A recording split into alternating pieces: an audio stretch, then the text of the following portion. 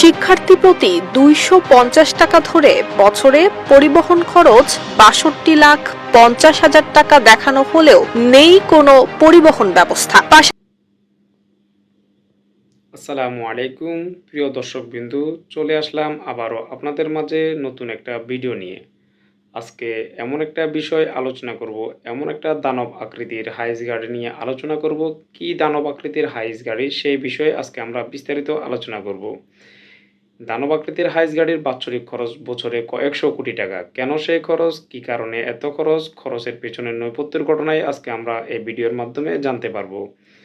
তার আগে আপনি যদি আমার চ্যানেলে নতুন হয়ে থাকেন তাহলে এখনই মজুমদার 365 চ্যানেলটি সাবস্ক্রাইব করে আমাদের সাথেই থাকুন। আমরা দৈনন্দিন নিত্য নতুন বিস্ময়কর ঘটনা নিয়ে আপনাদের সামনে হাজির হব। চলুন কথা না বাড়িয়ে আমরা ভিডিওটা দেখে আসি, তারপর বিস্তারিত আমরা আলোচনা করতেছি। পাশাপাশি কলেজের একটি হাইস গাড়ি রক্ষণাবেক্ষণে বছরে খরচ দেখানো হয়েছে প্রায় 62 লাখ টাকা। এমন নানান দুর্নীতির অভিযোগ উঠেছে সিরাজগঞ্জ সরকারি কলেজের অধ্যক্ষ প্রফেসর মোহাম্মদ আমিনুল ইসলামের বিরুদ্ধে। এসব অভিযোগের ভিত্তিতে গত 15 সেপ্টেম্বর অধ্যক্ষের কার্যালয়ে অভিযান চালিয়েছে দুর্নীতি দমন কমিশন। চাওয়া হয়েছে কলেজের প্রতিটি বিষয়ের আয় ব্যয়ের হিসেব। সকাল 11টা থেকে বিকেল 5টা পর্যন্ত এই অভিযান চালিয়েছেন দুদকের কর্মকর্তারা। অন্যদিকে একটি টাকাও নয়-ছয় করা হয়নি। পরিবহন খাতের টাকাও ব্যাংকে আছে।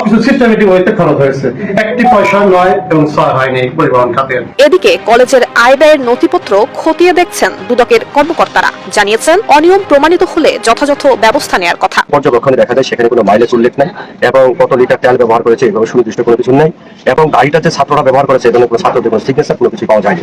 অতএব এখান থেকে বোঝা যাচ্ছে যে এই গাড়িটা শুধু অধ্যক্ষ নিজের কাজের পারপাসে ব্যবহার করেছে, এখানে ছাত্রদের কোনো উদ্দেশ্যে ব্যবহার করে অথবা পরিবহনের বাবদ ছাত্রদের কাছ থেকে 250 টাকা করে উত্তোলন করা হয়। এই বিষয়টা আমাদের নজরে এসেছে। জাহান মেহেক, ঢাকা পোস্ট। প্রিয় দর্শকবৃন্দু, ভিডিওটা আপনাদের কাছে কেমন লেগেছে অবশ্যই মন্তব্য করে আপনাদের গুরুত্বপূর্ণ মন্তব্য জানিয়ে যাবেন। দেখা হবে পরবর্তী কোনো ভিডিওতে। ততক্ষণ পর্যন্ত ভালো থাকবেন সবাই। খোদা হাফেজ। আসসালামু আলাইকুম ওয়া রাহমাতুল্লাহি ওয়া বারাকাতুহু।